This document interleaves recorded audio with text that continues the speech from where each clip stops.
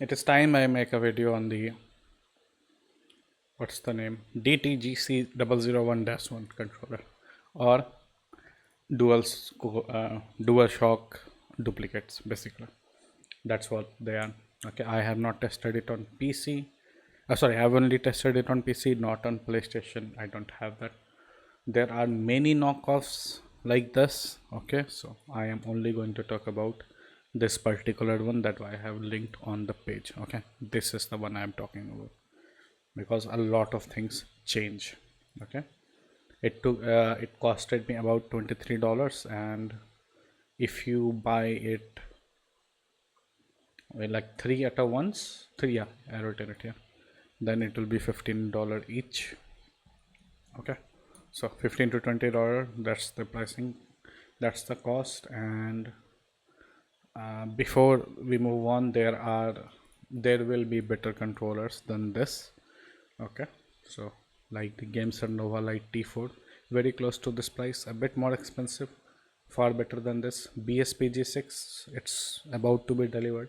I will test it and see how it's, but both of these are Xbox, and that sort of matters. So if you're more used to the PlayStation style of controller and you are looking for that, that's what this video is about. Okay, so you paid a bit more to get the PlayStation one. Okay, as long as you're fine with 60 FPS game, you're not looking for super low latency or anything, it will be fine. Okay, that's the big trade-off with this controller. Okay, that's the big trade-off, that if you are looking for, if both in wired and wireless mode, if you are looking for anything more than 60 FPS, or if you are looking for high, high speed, what's the opposite word, high polling rate, yeah, if you're looking for something with high polling rate, low latency, you press it right now and it immediately happens. If you are looking for something like that, you are going to be this is not for you. Okay, this is a cheap controller.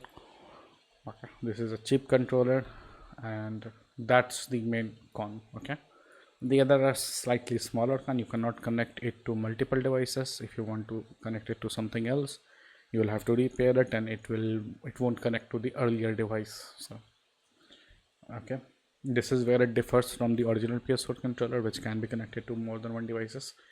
Micro USB, so be ready for that, since it's PS4, it's micro USB. Latency is only good with 60 FPS games. Okay, and PC players, you should already know that if you ever get a PS4 controller, you try to play it on PC, many games won't support it. Either you play through Steam, okay, then the controls will be translated, or you use something like DS4 Windows. So out of the box, don't expect them to show up in games.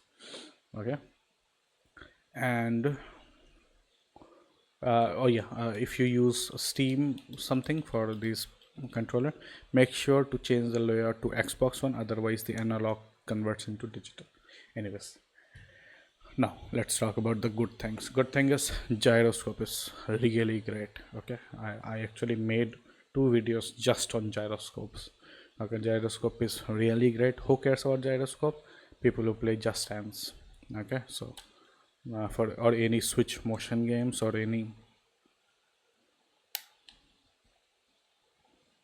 okay, any switch motion game or any Wii motion games. Yeah, I don't know if it, no, it might not work on Wii, but yeah, on Switch, if you play any switch motion games on your PC, there it matters a lot. Like I played Just Dance a lot, so uh, ignoring that. Okay, so that was the gyroscope. Circularity error is very low, like just 0.7%. So the analog sticks and analog triggers, great. The dead zone is only 0.5% of the box for the sticks. Vibration works on Android in PS4. I think I made an earlier video where I said that, oh, PlayStation doesn't work on Android and vibration for some reason. I think that was one specific case. For this controller, vibration works on Android in wireless mode. Now the thing that have I written it here? Okay, yeah, this is the main line that I want to emphasize, that while playing, so I play Dirt Rally a lot, and Dirt Rally, the souls of dark souls of racing games, and you need precision. That you need a lot of precision both in the sticks and on the triggers, especially on the triggers, actually both, because you know you sometimes you need to just steer a little bit, sometimes a lot of the time you will only need to throttle a little bit. You can't, you don't full throttle. Okay, and I have been playing that for the past, I think, a week or something, and I have zero complaints. It performs as I expect it to perform. Vibration is great.